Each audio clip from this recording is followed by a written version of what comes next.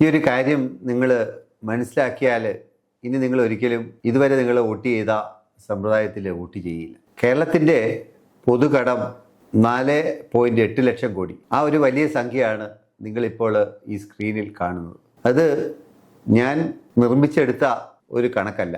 ലോക്സഭയിൽ ministry of finance വെച്ചിട്ടുള്ള ഒരു കണക്കാണ്. ആ കണക്ക് അതിൻ്റെ പ്രതിഫലനങ്ങൾ കേരളത്തിലെ ഓരോ പൗരനും നേരിടേണ്ട ഒരു ഭാവിയിലെ ഒരു വിപത്ത് തന്നെയാണ്. കേരളത്തിൻ്റെ ജനസംഖ്യ 3.59 കോടിയാണ്. നമ്മുടെ പൊതുകടം 4.80 ലക്ഷം കോടി. അതായത് ഒരു 4 അംഗ കുടുംബത്തിൻ്റെ കടം ഏതാണ്ട് 5.36 ലക്ഷം രൂപ കടമായിട്ടാണ് ഇന്ന് കണക്കാക്കപ്പെടുന്നത്. ഈ കടം നമ്മൾ ബാധിക്കുന്നില്ല എന്ന് നമ്മൾ കരുതേണ്ട. ഇതിന് നമ്മൾ ഇൻഡയറക്റ്റായിട്ട് നമ്മൾ അടയ്ക്കേണ്ടി വരും. എങ്ങനെയാണെന്ന് വെച്ചാൽ കൂടുതൽ നികുതി ഭാരം നമ്മൾ അടിച്ചേൽപ്പിച്ചുകൊണ്ട് നമുക്ക് ലഭിച്ചുകൊണ്ടിരിക്കുന്ന സേവനങ്ങൾ വെട്ടിക്കുറച്ചുകൊണ്ട് സാധനങ്ങളിലെ വിലക്കയറ്റങ്ങളായിട്ട് ഇത്തരം കാര്യങ്ങളിലൂടെ ഇതിന് നമ്മൾ തിരിച്ചടവ് നൽകേണ്ടി വരും. 2015 സ്ഥിതി ഇങ്ങനെ ആയിരുന്നില്ല. 2015-16 1.6 ലക്ഷം കോടിയായിരുന്നു കടം. 2020-21 ആയപ്പോഴേക്ക് അത് 2.97 ലക്ഷം കോടിയിലേക്ക് വന്നു. 2026 ഇപ്പോൾ നമ്മൾ കണക്കാക്കുന്നത് 4.80 അല്ലെ 4.81 ലക്ഷം കോടി എന്നുള്ള നിലയിലേക്ക് വരികയാണ്. അപ്പോൾ ഈ ഒരു 10 വർഷത്തിനുള്ളിൽ ഈ കടം 3 മടങ്ങായിട്ടാണ് വർദ്ധിച്ചിരിക്കുന്നത്. 2015-16 കാലയളവിൽ ഒരൊറ്റ വർഷം കടമെടുത്തത് 15,000 കോടി രൂപയും ഏതാണ്ട് 2024-25 53,666 കോടി രൂപയും കടമെടുത്തു എന്ന് പറയുമ്പോൾ നമ്മൾ കൊട്ടിഘോഷിക്കപ്പെടുന്ന ഒരു വികസന മോഡല് ഇതാണ് നമ്മൾ യഥാർത്ഥത്തിലുള്ള വികസനത്തിൻ്റെ കേരള മോഡൽ എന്ന് നമ്മൾ മനസ്സിലാക്കേണ്ടതുണ്ട്. ഒരു ചോദ്യം നമ്മൾ വളരെ ഉറക്കെ ചോദിക്കേണ്ട ഒരു സമയമായിരിക്കുന്നു. കണക്കുകൾ പരിശോധിച്ചാൽ കേരളത്തിൽ ഇന്ന് പറയുന്ന പൊതുകടം 4.8 ലക്ഷം കോടി. ഈ പണം കൊണ്ട് കേരളത്തിൽ എന്ത് വികസന പ്രവർത്തനങ്ങളാണ് നടത്തിയത് എന്ന് നമ്മൾ ഈ സർക്കാരുകളോട് ചോദിക്കാൻ ബാധ്യസ്ഥരാണ്.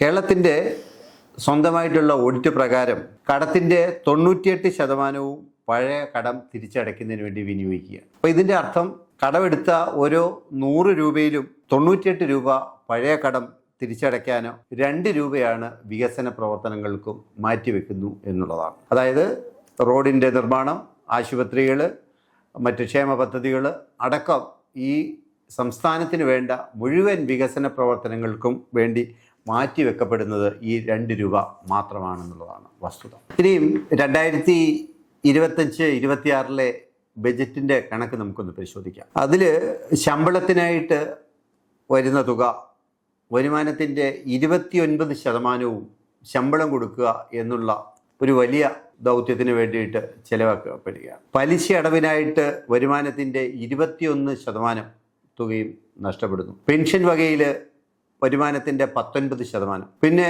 ഫിക്സഡ് ആയിട്ടുള്ള എക്സ്പെൻഡിച്ചർ അത് 69%.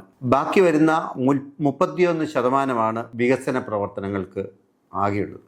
അത് എറണാകുളത്തും കൊച്ചിയിലും തിരുവനന്തപുരത്തും തൃശ്ശൂരും കാസർഗോഡും കേരളത്തിൽ അങ്ങോളം ഇങ്ങോളം ഉള്ള ഒട്ടേറെ വികസന പ്രവർത്തനങ്ങൾക്ക് ആകെയുള്ളത് ഈ ബജറ്റിൽ ബാക്കി വരുന്ന ഈ 31% തുകയിൽ നിന്നാണ് ഈ കാര്യങ്ങളൊക്കെ നമുക്ക് ചെയ്യേണ്ടത് എന്നുള്ളതാണ്.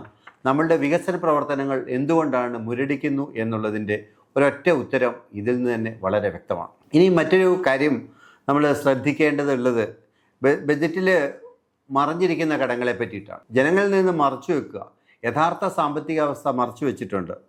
സംസ്ഥാന സർക്കാരിൻ്റെ ബജറ്റിന് പുറത്തുള്ള കടം ഏതാണ്ട് 32,942 കോടി രൂപയാണ്. അത് കിഫ്ബിയുടെ കടം എന്നുള്ള രീതിയിൽ അത് ബജറ്റിൽ വെളിപ്പെടുത്തിയിട്ടില്ല. അപ്പം അങ്ങനെ യഥാർത്ഥത്തിലുള്ള കടം അത് ഏതെങ്കിലും പാർട്ടി ഓഫീസിൽ നിന്ന് ആർക്കും അടയ്ക്കാൻ പറ്റുന്ന കടമല്ല, അത് ഏതെങ്കിലും വ്യക്തിക്ക് ബാധിക്കുന്ന കടമല്ല. അത് പൊതുവെ സാമ്പത്തികമായിട്ട് സംസ്ഥാനം തന്നെ തിരിച്ചടയ്ക്കേണ്ട ഒരു തുകയാണ്. അങ്ങനെ ആകെ തുക ആയിട്ടുള്ള കടം വരുന്നത് 5 ലക്ഷം കോടിയിലധികം രൂപയുടെ ഒരു പൊതുകടമുള്ള ഒരു അവസ്ഥയിലാണ്.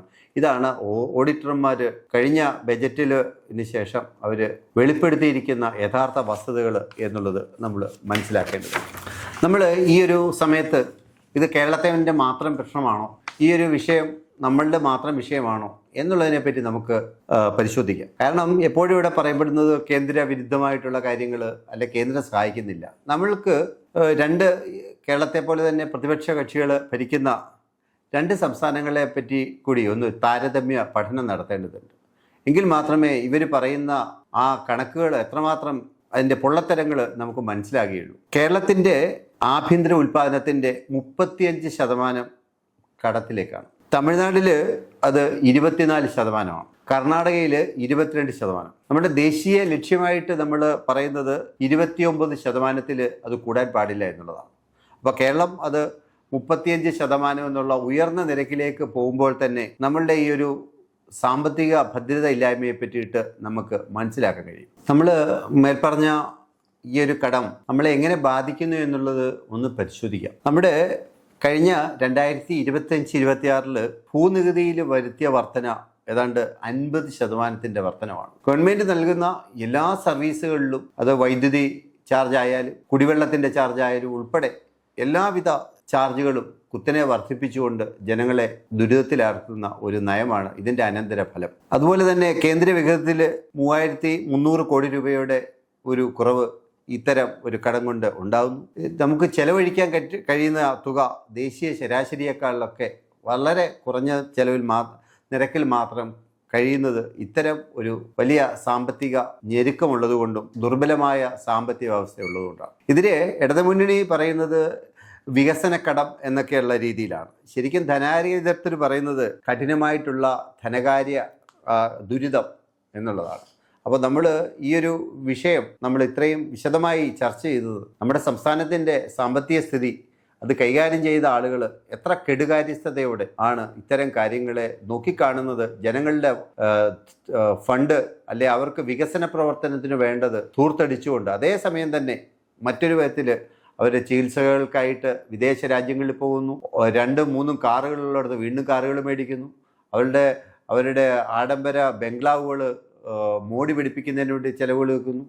അങ്ങനെ ഒരു വശത്ത് ജനങ്ങളെ ദുരിതത്തിലേക്ക് തള്ളിവിടുമ്പോൾ, ഇത്രയും മോശമായ സാമ്പത്തിക സ്ഥിതി ഉള്ളപ്പോഴും കേരളത്തിലെ മന്ത്രിമാർ കാണിക്കുന്ന ആർഭാടങ്ങൾ അവരെ കഴിഞ്ഞ ഒരു ബഡ്ജറ്റിൽ പരിഹാസ്യമായിട്ട് തോന്നും. ലോക സമാധാനത്തിന് വേണ്ടിയിട്ട് ലോകത്തൊന്നും കേട്ടില്ലാത്തില്ല കേരളത്തിലെ ബഡ്ജറ്റിൽ തുക ഉൾക്കൊള്ളിച്ചു. നമ്മൾ കേട്ടതാണ് ലോക സമാധാനത്തിന് വേണ്ടി. ലോകത്ത് എങ്ങും ലോകത്തുള്ള മറ്റു രാജ്യങ്ങളെ കേരളത്തിൻ്റെ കടം നോക്കാനോ കേരളത്തിലെ വയനാട്ടിലുള്ള ഒരാളുടെ കാര്യം നോക്കാനോ പട്ടികജാതി വിഭാഗങ്ങൾക്ക് വീടുകൾ വെക്കാനോ ഒന്നും കൊടുക്കാൻ കഴിവില്ലാത്ത ആളുകൾ കാണിക്കുന്ന പ്രഹസനമാണ് ലോക സമാധാനത്തിന് വേണ്ടിയിട്ട് ബഡ്ജറ്റിലെ തുക മാറ്റി. ഇത്രയുള്ള പ്രഹസനങ്ങളാണ്. അപ്പോൾ ഇതിൽ നിന്നുള്ള ഒരു വ്യത്യസ്തമായിട്ടുള്ളൊരു കാഴ്ചപ്പാടാണ് NDAക്ക് ഭരിക്കുന്ന സ്ഥലങ്ങളിൽ BJP ഗവൺമെൻറ്റുകൾ വെക്കുന്നത്. അതൊരു ബജറ്റിൽ ഒരു സുതാര്യത, ഒരു ഫണ്ടും ഒരു മാറ്റി വെക്കുന്നില്ല. ഇതൊക്കെയാണ് അവരുടെ ഏറ്റവും കൂടുതൽ മൂലധന നിക്ഷേപങ്ങളിൽ ആ തുകകൾ ചെലവഴിക്കുന്നു, വികസന പ്രവർത്തനങ്ങളിൽ ചെലവഴിക്കുന്നു.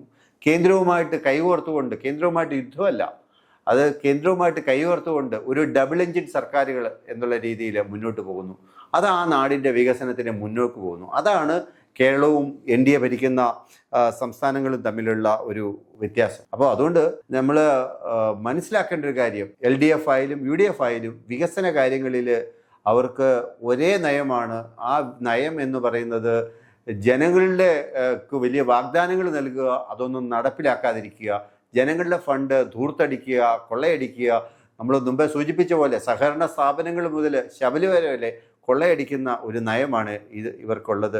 അതുകൊണ്ട് ഈ വരുന്ന ഓരോ തെരഞ്ഞെടുപ്പുകളും വളരെ സൂക്ഷ്മമായിട്ട് നമ്മൾ ഏറ്റവും വലിയ ജനാധിപത്യത്തിൽ ഏറ്റവും വലിയ ആയുധമായിട്ടുള്ള നമ്മളുടെ വോട്ടവകാശം വളരെ ഫലപ്രദമായിട്ട് വികസനത്തിന് വേണ്ടിയിട്ടുള്ള NDAക്ക് വേണ്ടിയിട്ട് നിങ്ങൾ ഉപയോഗിക്കണം എന്ന് മാത്രം ഞാൻ അഭ്യർത്ഥിക്കുകയാണ്. നമ്മുടെ രാജ്യവും മറ്റ് രാജ്യങ്ങളെപ്പോലെ പുരോഗമിക്കട്ടെ, നമ്മുടെ സംസ്ഥാനവും ഇന്ത്യയിലെ മറ്റ് സംസ്ഥാനങ്ങളെപ്പോലെ കുതിച്ച് ഉയരട്ടെ എന്ന് മാത്രം നമ്മൾ പ്രതീക്ഷിക്കുന്നു. നന്ദി, നമസ്കാരം.